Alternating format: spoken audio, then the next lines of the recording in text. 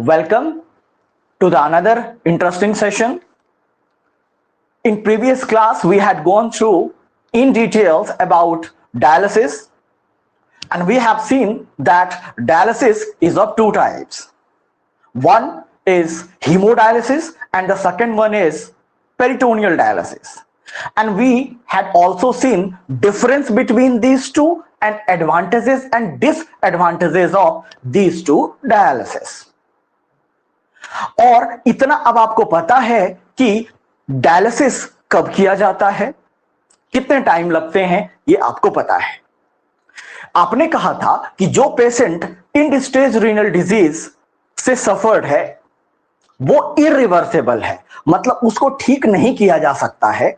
और पिछले क्लास में आपने देखा था कि एंड स्टेज रीनल डिजीज जो कि एक स्टेज 5 किडनी डिजीज है, अब उसका ट्रीटमेंट नहीं हो सकता. अब एक ही उपाय है कि किडनी ट्रांसप्लांट हो जाए, क्योंकि एंड स्टेज रीनल डिजीज तक पहुंचते पहुंचते जो नेटिव किडनी होता है, यानी जो नेचुरल किडनी है उसको नेटिव किडनी बोला जाता है. नेटिव किडनी जो है वो सिर्फ 10% ही वर्क करता है, तो अब उसको रिप्लेस करने का टाइम आ चुका है. लेकिन किडनी ट्रांसप्लांट इतना इजी भी नहीं है. सभी एज ग्रुप के पेशेंट्स में किडनी का ट्रांसप्लांट भी नहीं हो सकता है. After 55 can not have transplant. कोई प्री एग्जिस्टिंग डिजीज नहीं होना चाहिए. सो बहुत सारे फैक्टर्स हैं किडनी ट्रांसप्लांट के रेट के सक्सेसफुल होने का. ओके, आइए हम लोग आज का टॉपिक डिस्कस करते हैं, किडनी और रीनल ट्रांसप्लांट.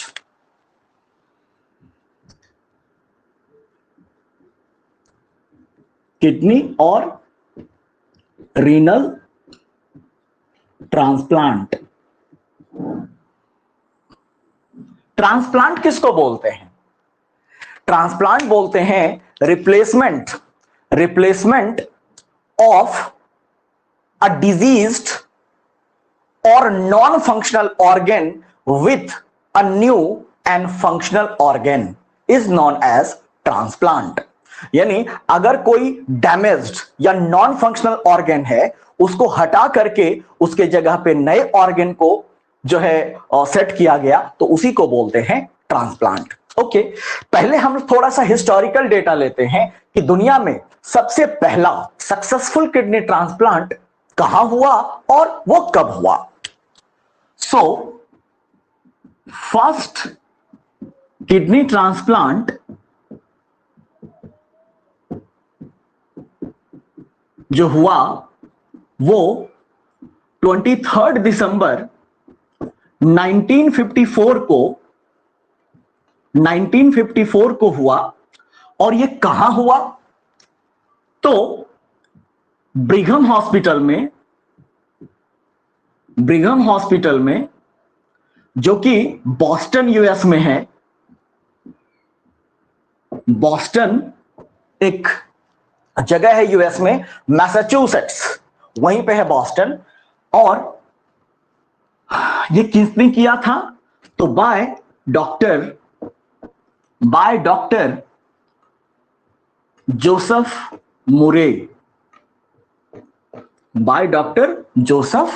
मुरे. अच्छा, ये तो बात हो गई वर्ल्ड में. अब बात करते हैं इंडिया में सबसे पहला किडनी ट्रांसप्लांट कहां और कब हुआ. So, first kidney transplant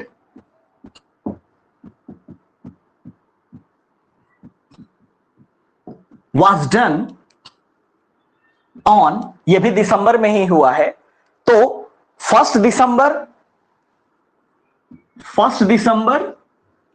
1971 में. कहां हुआ? CMC Vellore, Christian medical college Vellore, जो कि तमिलनाडु में है.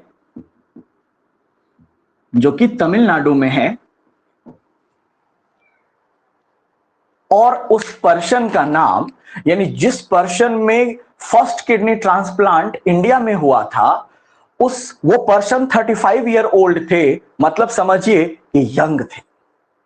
ओके, चलिए अब हम लोग बात कर लेते हैं कि जो किडनी ट्रांसप्लांट है, ये किडनी देगा कौन? जो patient, the patient who is suffering from end stage renal disease और stage 5 renal disease, who is going to give her और him the kidney? New one. तो अब सर्च शुरू होगा डोनर की, यानी जो किडनी देंगे उनको हम डोनर बोलेंगे, और जिस पेशेंट को ट्रांसप्लांट होगा उनको हम रेसिपिएंट बोलेंगे।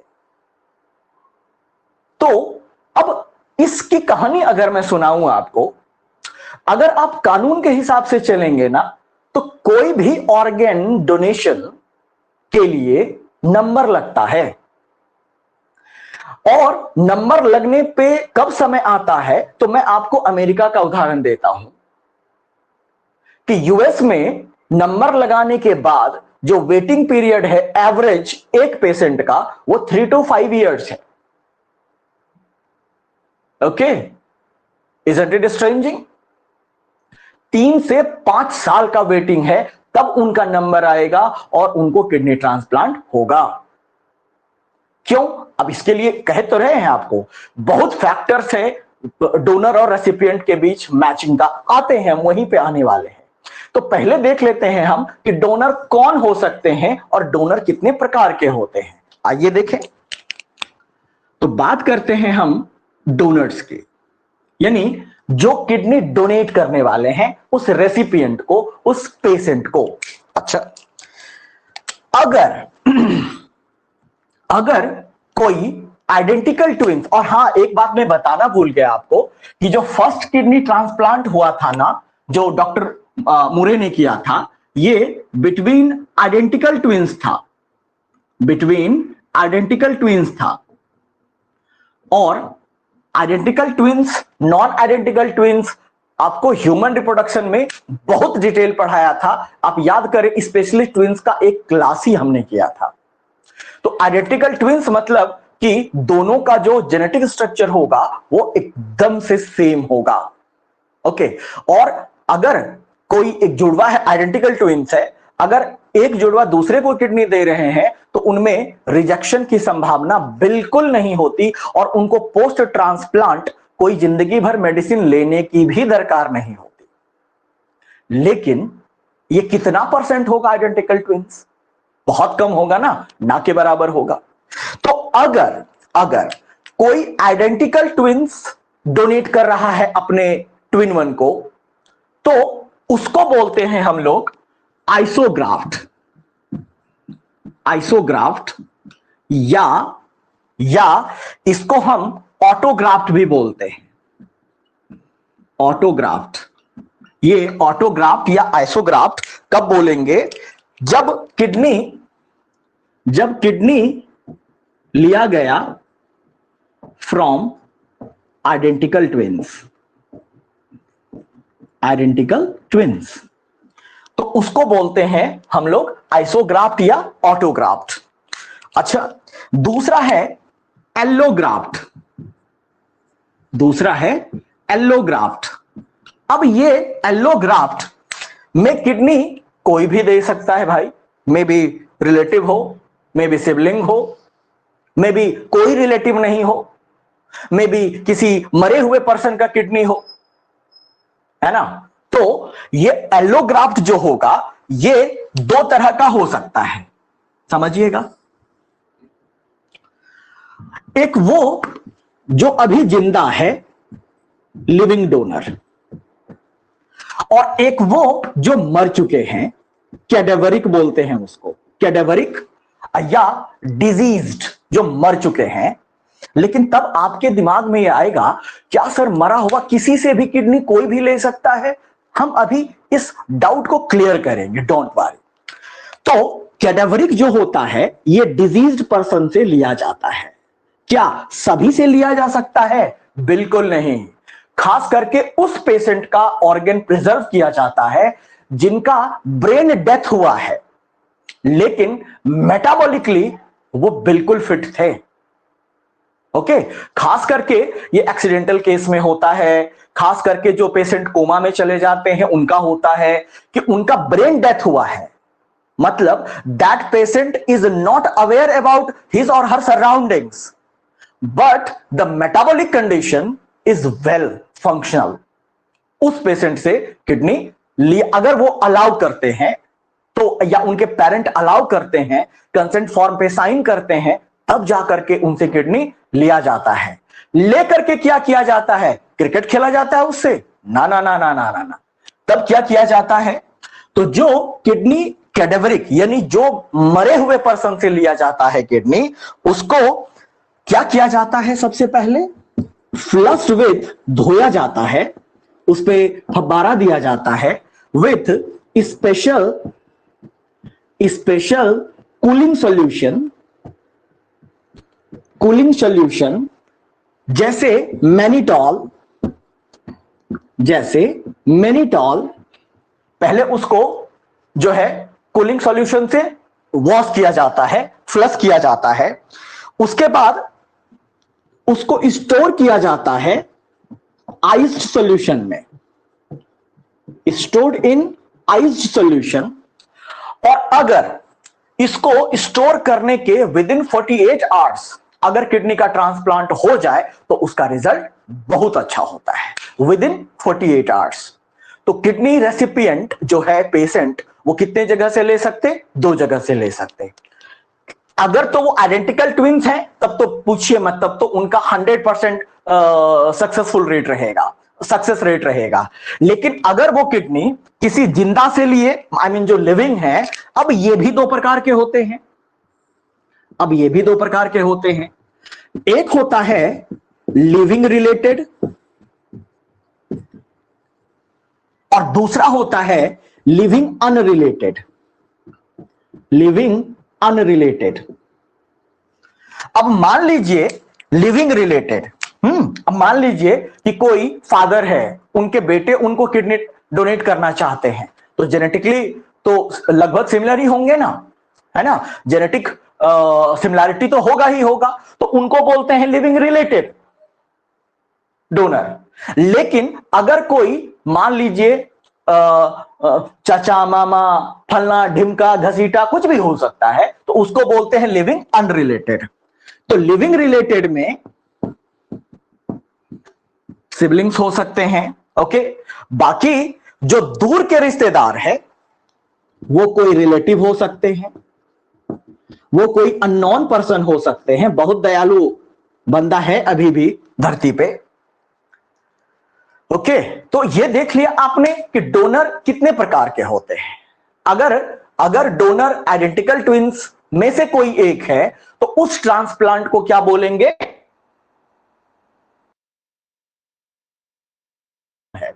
हाँ, और एक बात मैं बता दूं आपको कि 50% ऑफ किडनी ट्रांसप्लांट कैडेवरिक ही होता है। ये मैं नहीं बता रहा हूं, ये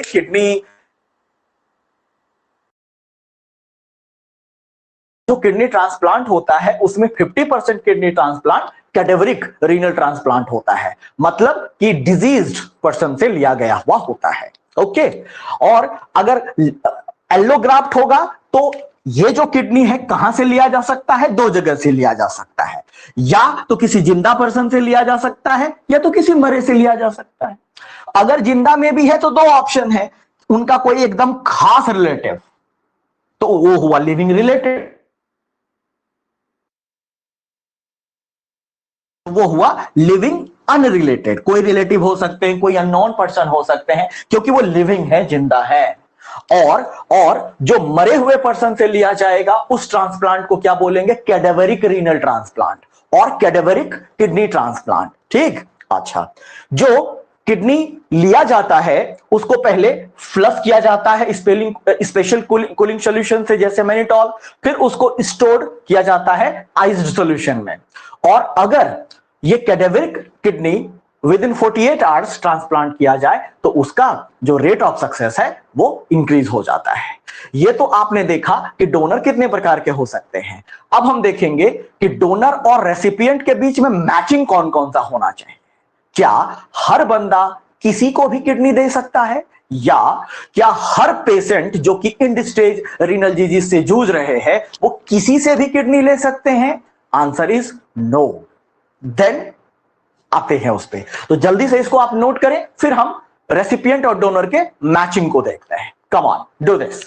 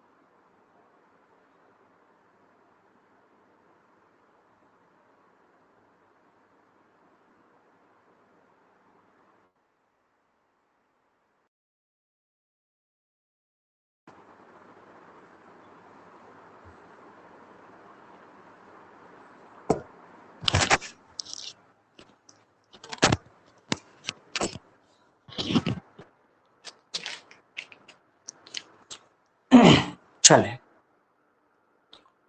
सो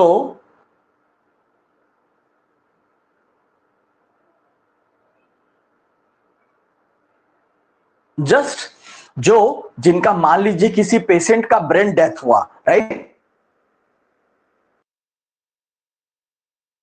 जस्ट एक प्रोसीजर होता है, एक जो है फॉर्मेलिटी होता है, पेशेंट के रिलेटिव को बुलाया जाता है जो वहां प्रेजेंट होते हैं, नहीं तो बुलाया जाता है, फिर उनसे पूछा जाता है, कंसेंट लिया जाता है, तो आप मान के चलिए कि विद इन 6 to 7 आवर्स ये प्रोसीजर पूरा हो जाना चाहिए, ठीक ना। चलिए, अच्छा आप पूछ रहे थे ट्रांसप्लांट का डेफिनेशन, वेट आइए मैं बताता हूं। मैं से बोला था, मैं फिर भी एक बार बता देता हूं। मैंने कहा कि transplant is a medico-surgical procedure in which a diseased or non-functional organ is replaced with a new or functional organ is known as transplant। लिख दूं कि याद हो गया? बताओ ट्रांसप्लांट किसे कहते हैं? वैसे ट्रांसप्लांट का हिंदी प्रत्यारोपण होता है। अगर मैं इसी को हिंदी में लिख रहा होता, हेडिंग दिया होता शीर्षक, तो मैं यहां लिखता वृक्क प्रत्यारोपण। बट मैं वो अत नहीं करना चाहता आपके साथ, क्योंकि मुझे पता है कि you only can understand English, and that is why I always keep trying that I used to deliver, I must deliver only in English. Okay, so okay ठीक है, मैं लिखा देता हूं ट्रांसप्लांट किसको बोलते हैं, राइट। आओ, transplant is a medico-surgical procedure in which a non-functional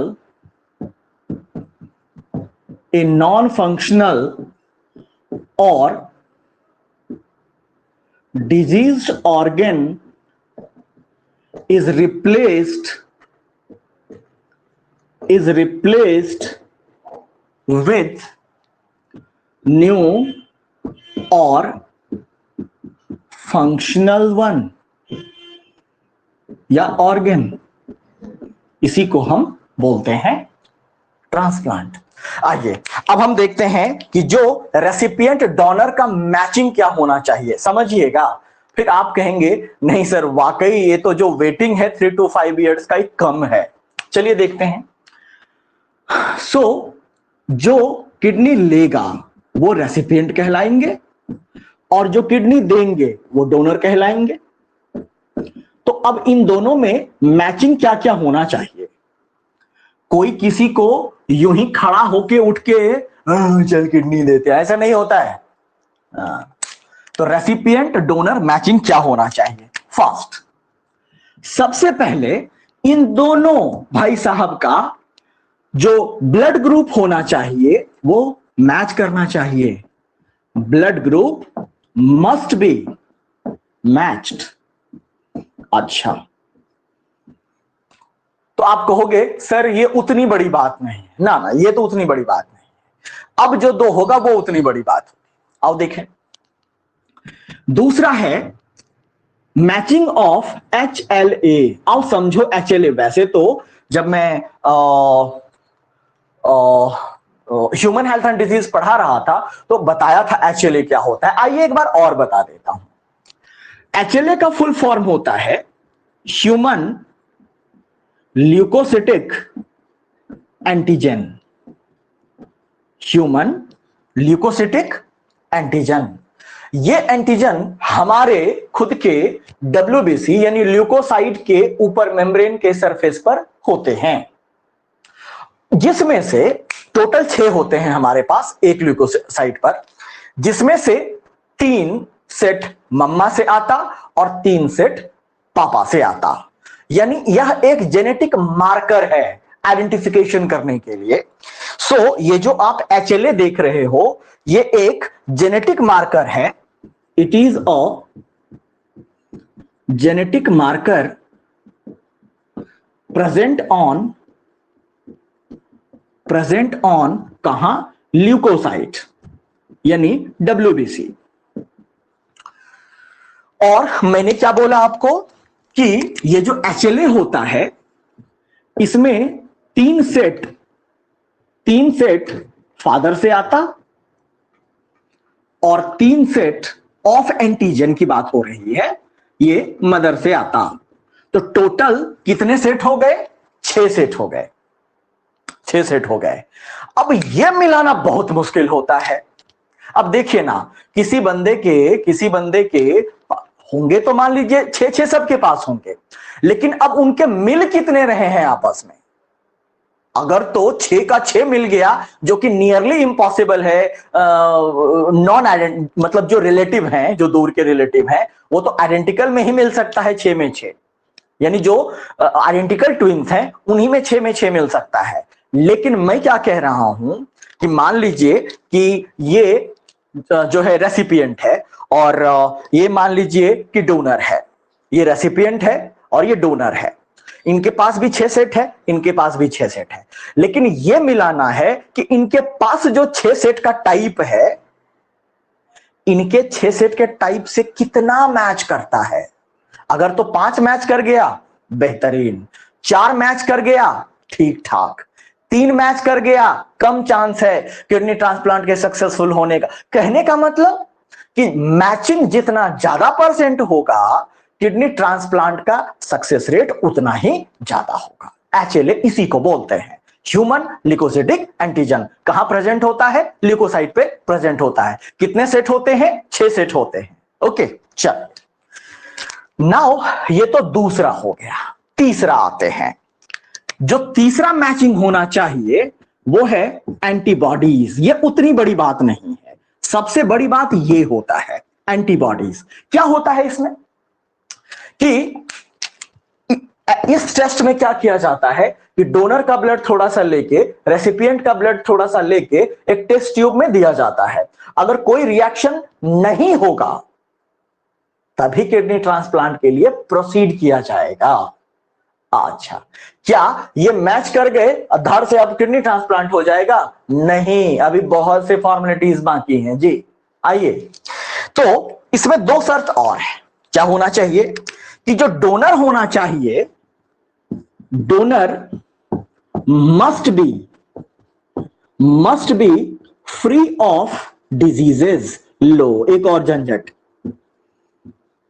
यानी जो किडनी देंगे या देंगी उनको कोई डिजीज नहीं होना चाहिए। जैसे जैसे लाइक उनको हाइपरटेंशन नहीं होना चाहिए, उनको डायबिटीज मेलाइटस नहीं होना चाहिए, उन प्रेगनेंसी नहीं होनी चाहिए। हाँ जी, ये सब इनके शर्त हैं कि डोनर फ्री ऑफ डिजीज होना चाहिए। अच्छा, ये हो गया। उसके बाद क्या होता है कि जो पेशेंट रेडी है किडनी ट्रांसप्लांट, रेसिपिएंट, उनको किडनी ट्रांसप्लांट के ठीक पहले हीमोडायलिसिस प्रोसीजर के लिए ले जाया जाता है। तो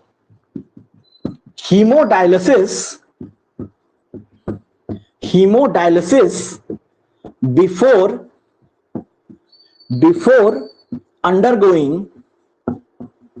undergoing ट्रांसप्लांट। अच्छा, अब दो बातें और अच्छी अच्छी बता दूं मैं आपको कि जो किडनी ट्रांसप्लांट का प्रोसीजर होता है, यह एक 4 से 5 घंटे का प्रोसीजर होता है। 4 से 5 घंटे का प्रोसीजर होता है। अब ऑपरेशन मत बोल देना यार, ये कोई कश्मीर का ऑपरेशन नहीं है, प्रोसीजर बोलते हैं इसको। हाँ, तो 4 to 5 आवर प्रोसीजर होता है। और इसमें जो एनेस्थीसिया यूज किया जाता है वो जनरल एनेस्थीसिया यूज किया जाता है। बेहोश तो करेंगे ना पेशेंट को? हाँ सर, तो एनेस्थीसिया दिया जाता है। एनेस्थीसिया कई प्रकार के होते हैं, जनरल एनेस्थीसिया, स्पाइनल एनेस्थीसिया, बहुत तरह के होते हैं, राइट। खैर, तो ये आप अभी तक ये समझे कि पहला ट्रांसप्लांट कब हुआ था, फिर आप समझे कि डोनर कितने प्रकार के हो सकते हैं, आइसोग्राफ्ट यानी ऑटोग्राफ्ट और एलोग्राफ्ट। फिर ये समझे कि डोनर और रेसिपिएंट के बीच मैचिंग कौन कौन सी होनी चाहिए। अब ट्रांसप्लांट करवा देते हैं। ओके, चलिए अब इसको जल्दी से नोट करें, ट्रांसप्लांट करवा देते हैं। चलिए,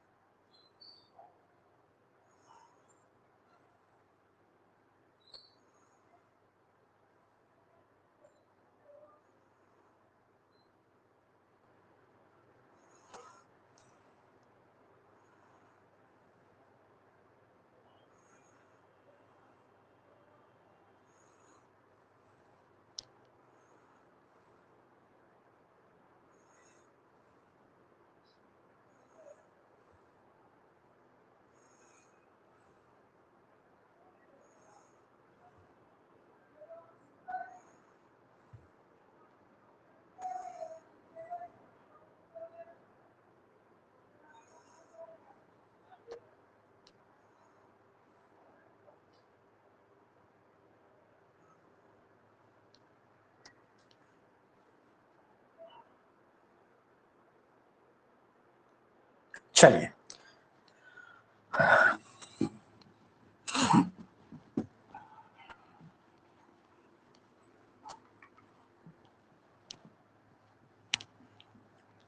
इसमें आपको मैं बोल के बता देता हूं कि सबसे पहले पेशेंट को हेमोडायलिसिस से ले आया जाता है। उसके बाद लोअर एब्डोमेन में इंसिजन किया जाता है। फिर जो डिजीज्ड यानी खराब किडनी हो चुका है उनको रिमूव नहीं किया जाता है जनरली, उसको वहीं छोड़ दिया जाता है, बस कनेक्शन को डिस्कनेक्ट किया कर दिया जाता है। और ब्लैडर के आसपास किडनी को जो है मतलब अटका करके उसको सूचर होता है उसमें, फिर नए यूरेटर को ट्रांसप्लांट कर दिया जाता है और कनेक्शन स्टार्ट हो जाता है। आइए मैं बताता हूं हाउ। मान लीजिए कि ये किडनी अब खराब हो चुका है, मतलब ये नेटिव किडनी था, नेटिव मतलब पहले से, ओके। और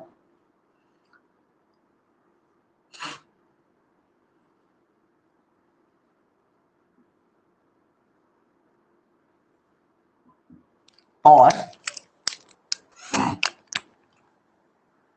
यहां से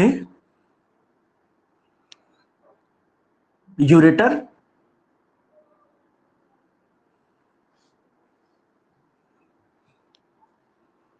यहां से भी यूरेटर,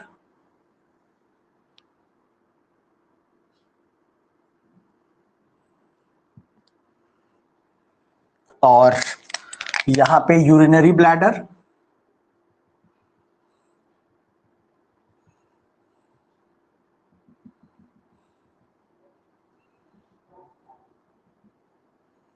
यूरिनरी ब्लैडर,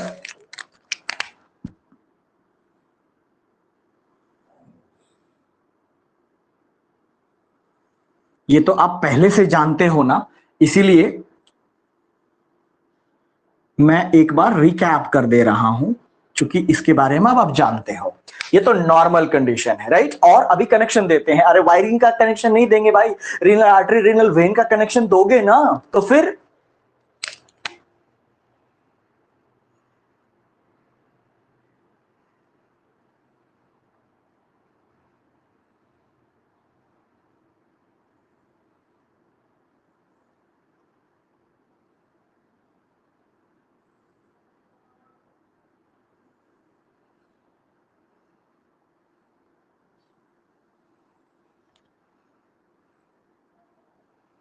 ये रीनल आर्टरी का कनेक्शन है। ओके, अब रीनल वेन का कनेक्शन देना पड़ेगा।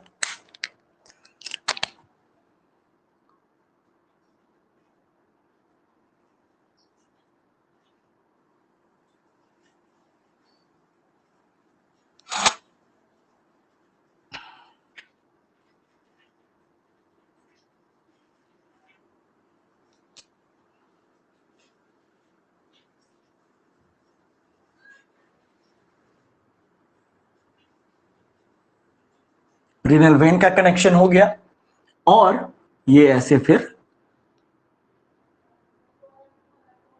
आगे जाता है। अब इससे हमें मतलब नहीं है, अभी कनेक्शन दिखाना था हमें, ठीक है। लेकिन अब आप कह रहे हो कि जो किडनी ये है, ये अब नॉन फंक्शनल है। ये दोनों क्या है? नॉन फंक्शनल है, खराब हो चुका है ये किडनी। अब इसको करना है रिप्लेस। तो मैं आपको जैसा बताया कि नॉर्मली जो नॉन फंक्शनल किडनी होते हैं, जो नॉन फंक्शनल किडनी होते हैं, उनको रिमूव नहीं किया जाता है, आर नॉट रिमूव्ड, उनको अपने जगह पे छोड़ दिया जाता है। ठीक, उनको अपने जगह पे छोड़ दिया जाता है। और अब आप फिर दिमाग में आएगा अक्सर रिमूव कब कर दिया जाता है? मान लो इसमें कोई मैलिग्नेंसी हो चुका है, मान लो कैंसर हो चुका है, तब तो रिमूव करना पड़ेगा। तब रिमूव करना पड़ेगा। लेकिन अगर सिर्फ किडनी खराब हुआ है तो इनको उसी जगह पे छोड़ दिया जाता है। अब ये मैं समझिएगा, उसको बाहर घुसेड़ दिया, ऐसा नहीं होता है। अच्छा, अब नए किडनी को हम लोग को ट्रांसप्लांट करना है। आओ, मान लीजिए अब नया किडनी यहां पे रख सूचर किया जाता है। मान लीजिए कि ये नया किडनी है, चाहे ये एलोग्राफ्ट हो सकता है या ऑटोग्राफ्ट हो सकता है। आप दोनों समझ चुके हो? हाँ सर, समझ चुके हैं। अब यहां से क्या किया जाता है कि यूरेटर तो उनके पास उनका नहीं लिया जाता है, नया यूरेटर ट्रांसप्लांट किया जाता है, ठीक है, राइट। तो इसको बोलते हैं हम ट्रांसप्लांटेड यूरेटर। इसको क्या बोलते हैं? Transplanted ureter. ठीक, ट्रांसप्लांटेड यूरेटर। और फिर दो कनेक्शन होता है। एक कनेक्शन यहां से यहां सूचर किया जाएगा, आई मीन रीनल आर्टरी को रीनल आर्टरी से, रीनल वेन को रीनल वेन से। तो आइए देखें कैसे कनेक्शन किया जाता है। तो एक कनेक्शन जो होगा वो यहां रीनल आर्टरी का होगा, यहां इसको सूचर कर दिया जाता है, मतलब जिसको तुम बोलते हो सी दिया जाता है। हाँ, तो उसको सूचर करना बोलते हैं, सूचरिंग। ओके, कनेक्ट कर दिया। और जो एक कनेक्शन होगा वो रीनल आर्टरी से होगा, सॉरी वेन से होगा, आर्टरी से तो करवा दिया, ये रहा।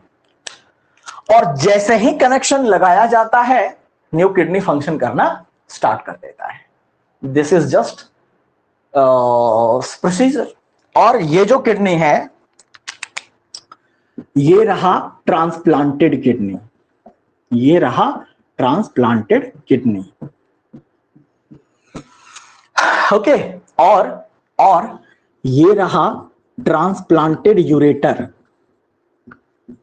Transplanted ureter. अच्छा, ये है renal vein,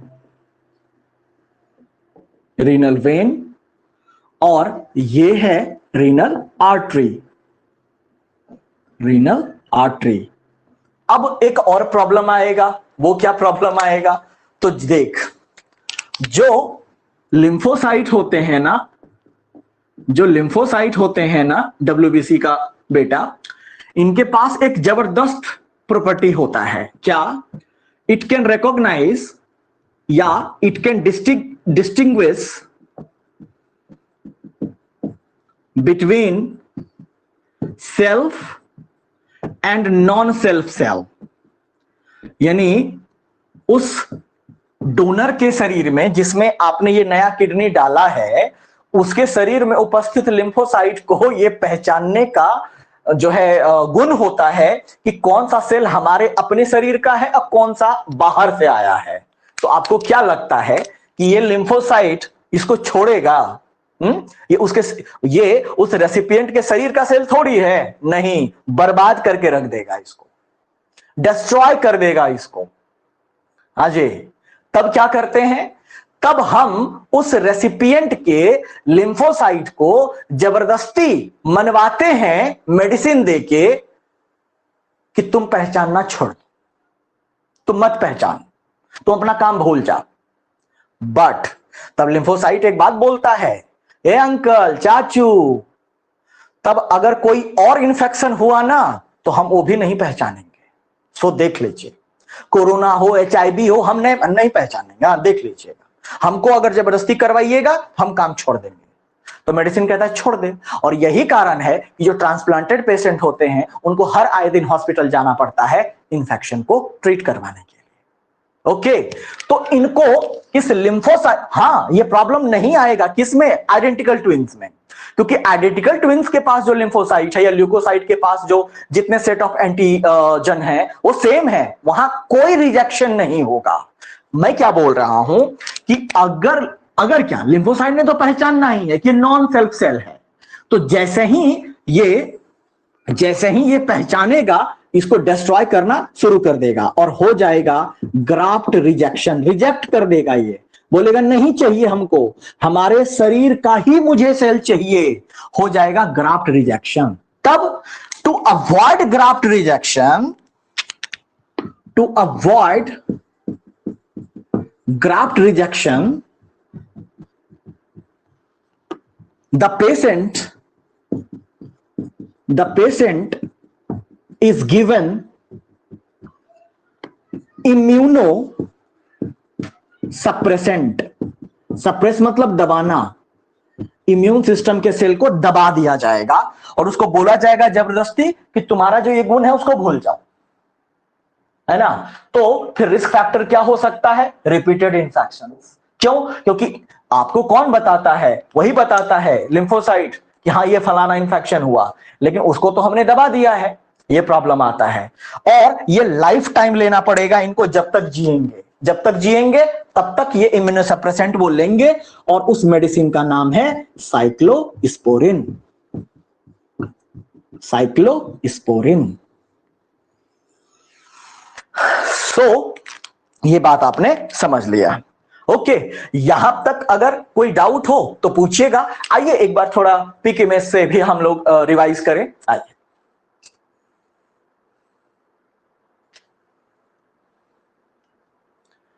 first of all आप ये देखें कि जो इंसिजन लगाया जाता है वो कहां लगाया जाता है? लोअर एब्डोमेन में। देख रहे हो, ये हमने जो रियल है वो हमने लिया है।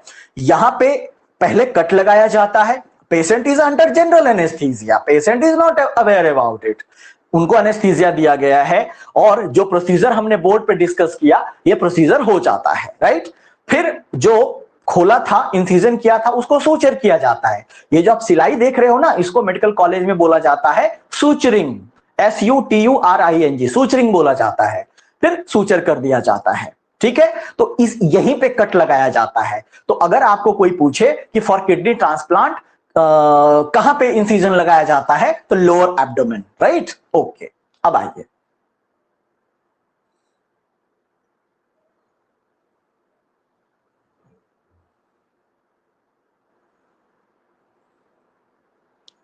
देखिए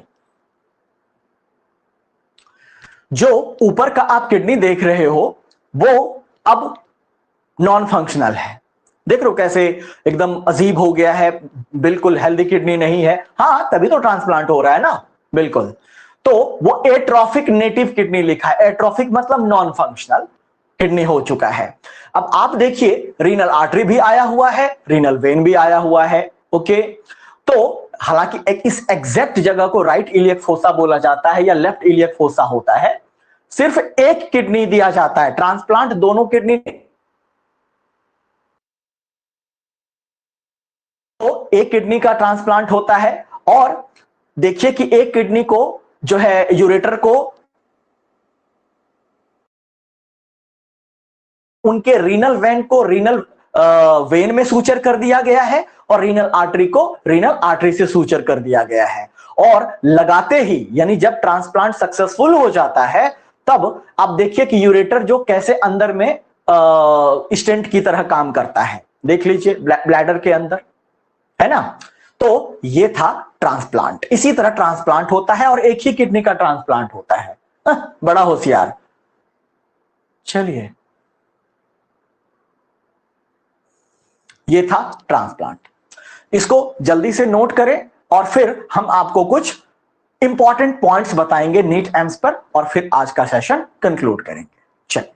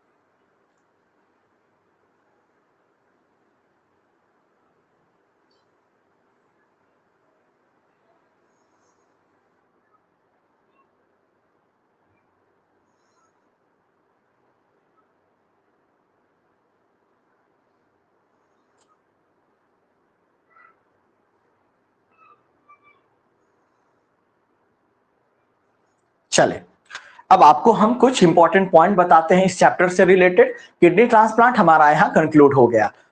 दोनों टॉपिक आपने बहुत डेप्थ एनालिसिस किया, डायलिसिस भी और किडनी ट्रांसप्लांट भी। आई होप कि यहां तक आपको कोई डाउट नहीं हुआ होगा। आइए कुछ नीट एम्स बेसिस पे पॉइंट्स देखते हैं। अच्छा, एक बात बताओ मुझे, क्या जो आपने डाइजेस्टिव सिस्टम में प्रोटियोलिटिक एंजाइम रेनिन, आपको याद है जाइमोजेनिक सेल्स ऑफ स्टोमक रिलीज करता था प्रोरेनिन और उसको HCl एक्टिवेट करके रेनिन बनाता था? क्या वो रेनिन जो यहां आप जक्स्टा ग्लोमेरुलर सेल से रेनिन लिए, क्या दोनों एक ही है? लेट मी नो, बताओ, जल्दी बताओ। और अगर एक ही है तब तो ठीक, और अगर नहीं है तो फिर अब तक आपने पूछा क्यों नहीं? क्या आपने मुझे पूछा कि सर डाइजेस्टिव सिस्टम में भी रेनिन पढ़े थे, क्या किडनी में डाइजेस्टिव एंजाइम क्या कर रहा है सर? आपने पूछा नहीं? ना पूछा। आइए तो देखते हैं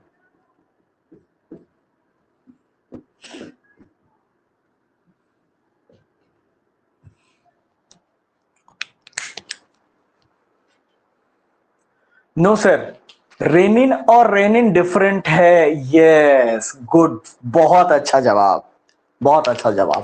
चलिए मैं बता दूं, देखिए जो आप डाइजेस्टिव सिस्टम वाला रेनिन कहे थे वो ये है, RENNIN है, जो कि एक प्रोटियोलिटिक यानी प्रोटीन को डाइजेस्ट करने वाला डाइजेस्टिव एंजाइम है। ये एक डाइजेस्टिव एंजाइम है। लेकिन आप जो इस चैप्टर में रेनिन पढ़े हो वो है RENIN, डबल एन नहीं है। और यह एक एंजाइम भी है और हार्मोन की तरह भी काम करता है। यहां हार्मोन की तरह काम करता है। और आपने कहां से लिया था इसको? जक्स्टाग्लोमेरुलर सेल से लिया था। आपको याद ही होगा ना, juxtaglomerular cell of juxtaglomerular apparatus, आपको बताया था, जहां मैक्युला डेंसा था। तो ये तो एक बात हो गई। चलिए दूसरा देखते हैं। आपने सुना होगा कि कई बच्चे या कई पर्सन में ये प्रॉब्लम होता है कि वो बेड पे ही यूरिनेशन कर देते हैं। उस प्रॉब्लम को क्या बोलते हैं? उसको बोलते हैं nocturnal enuresis. Nocturnal enuresis, nocturnal मतलब रात में। रात का लैटिन प्रीफिक्स 2 होता है, एक स्कॉट एक नॉक्ट। ये याद रखना है आपको, बायोलॉजी में यही 2 चलता है। बायोलॉजी में क्या, पूरे मेडिकल फील्ड में यही 2 चलता है। तो जो नॉक्टर्नल एन्यूरिसिस है, ये bed wetting during sleep,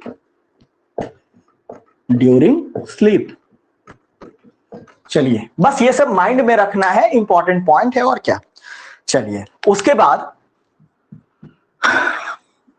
mail frog के किडनी में एक स्पेशल कैनाल होता है। उस कैनाल का नाम है बीडर्स कैनाल, साइंटिस्ट के नाम पर है, Bidder's canal.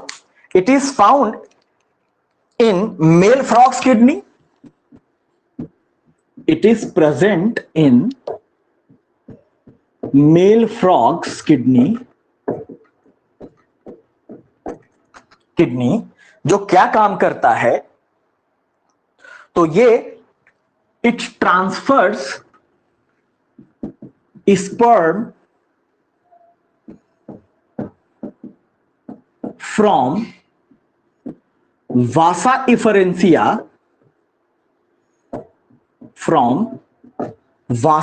Efferentia to the ureter.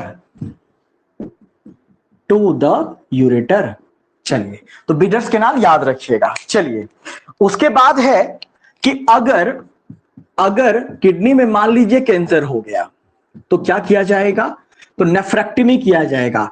इक्टमी मतलब ही होता है रिमूवल, ये याद रखिएगा। किसी भी ऑर्गन में इक्टमी लगा देंगे ना आप, तो उसका सर्जिकल रिमूवल होता है मतलब, तो ये याद रखिएगा। और नेफ्रो मतलब पता ही है आपको।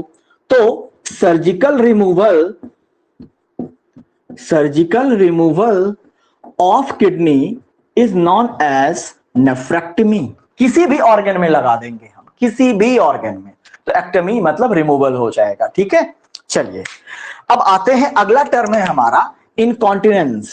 यह भी पूछा गया है, इनकॉन्टिनेंस। अब समझिए ये इनकॉन्टिनेंस क्या होता है।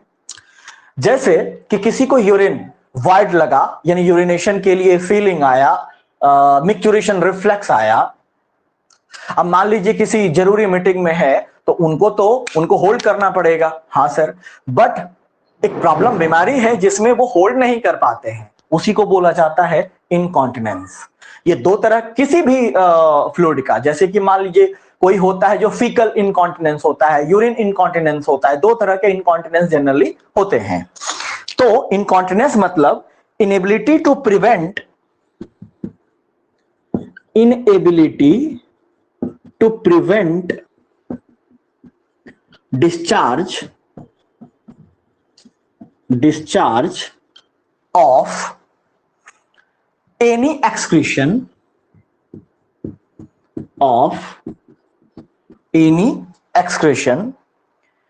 especially of urine and feces या फीसीज। अगर यूरिन का इनकॉन्टिनेंस होगा तो यूरिनरी इनकॉन्टिनेंस बोला जाएगा, अगर फीसीज का होगा तो फीकल इनकॉन्टिनेंस बोला जाएगा। ओके, चलिए, और ये हो गया। उसके बाद अब आ जाते हैं हम नॉर्मल यूरिया लेवल देख लेते हैं, राइट। आओ, जो नॉर्मल लेवल ऑफ यूरिया होता है, normal level of urea in human body, मैं हेल्दी एडल्ट की बात कर रहा हूं, आप लोग का एग्जांपल नहीं आता। So normal level of urea in human body is about 4 ग्राम पर लीटर ऑफ ब्लड, या अगर हम इसको मिलीग्राम में करें तो 17 to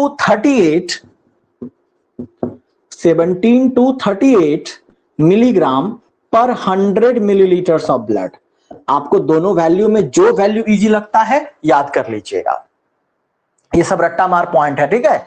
और भी कुछ रट्टा मार पॉइंट है जो आप ऑलरेडी पढ़ चुके हो, जैसे एन्यूरिया, ओलिगोयूरिया, पायोरिया, एल्बुमिनूरिया, हीमोग्लोबिनूरिया, बहुत पढ़ा चुका हूं आपको। तो वो सब रट्टा मार पॉइंट है, उसमें कुछ समझना नहीं है।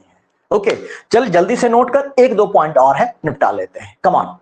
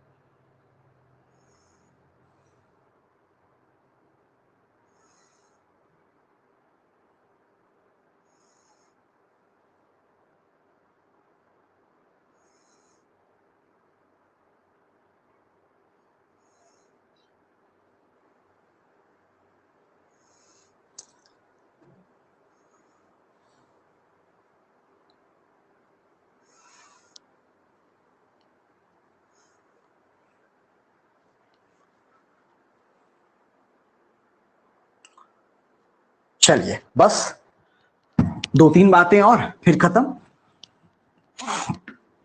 अब देख, आपको याद है जब बायोमॉलिक्यूल्स में हम लोग पॉलीसेक्राइड पढ़ रहे थे तो वहां पे एक पॉलीसेक्राइड हमने डिस्कस किया था, inulin.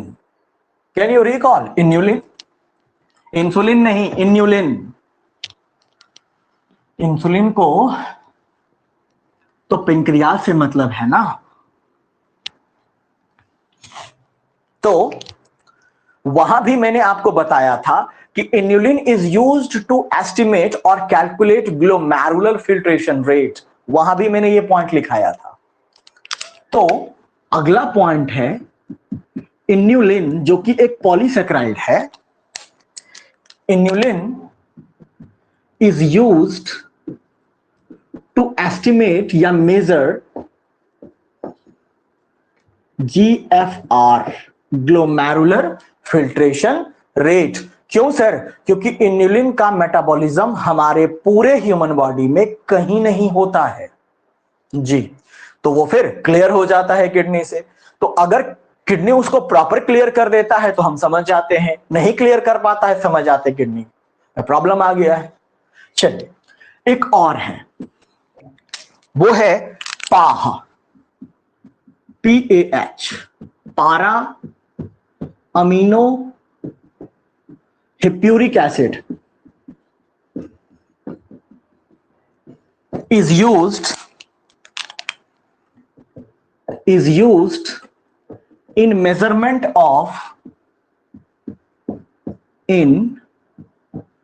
measurement of renal plasma flow, RPF, renal plasma flow. चलिए, उसके बाद हमारे पूरे बॉडी में जो हाईएस्ट कंसंट्रेशन ऑफ यूरिया होता है, हाईएस्ट कंसंट्रेशन ऑफ यूरिया कहां होता, और जो लीस्ट कंसंट्रेशन ऑफ यूरिया वो कहां होता।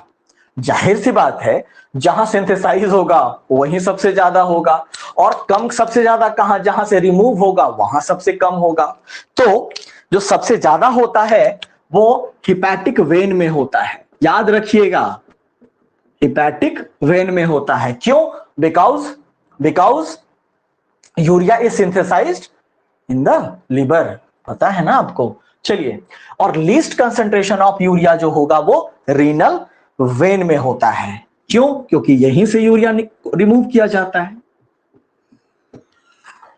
ओके, अच्छा, ये आपको पता है कि जो समर सीजन होता है और जो विंटर सीजन होता है, आप कभी देखे हैं कि विंटर सीजन, समर सीजन में जो यूरिनेशन या वॉइडिंग होता है वो कम होता है, और विंटर में जो वॉइडिंग होता है वो ज्यादा होता है। आपको पता है क्यों?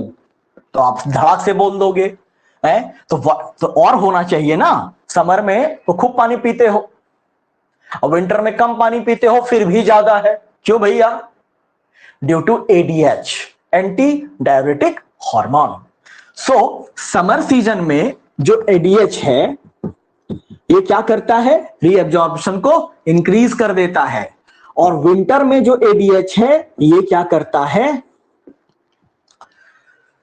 जो वाइडिंग को इंक्रीज कर देता है, रीअब्जॉर्प्शन कम कर देता है। तो जाहिर सी बात है, यानी समर में जो जनरली यूरिन निकलेगा वो हाइपरटोनिक यानी कंसंट्रेटेड, और जो विंटर में जनरली यूरिन निकलेगा वो डाइल्यूट या हाइपोटोनिक। नहीं तो एग्जैक्टली या राइट। तो ये था आपका एक्सक्रीटरी सिस्टम चैप्टर। यहां हमने अपने इस चैप्टर को कंक्लूड कर लिया। So I have tried to reach on all points, topics in depth analysis. I hope कि आप बहुत अच्छे से समझे होंगे। अब आपको जरूरत यह है कि आप डिफरेंट बुक से क्वेश्चन के प्रैक्टिस करें, and if you encounter any doubt, I am here for you. For the time being, take care of yourself, because all of you are so precious for me, your parents, and of course for this country. Thank you so much. Bye bye.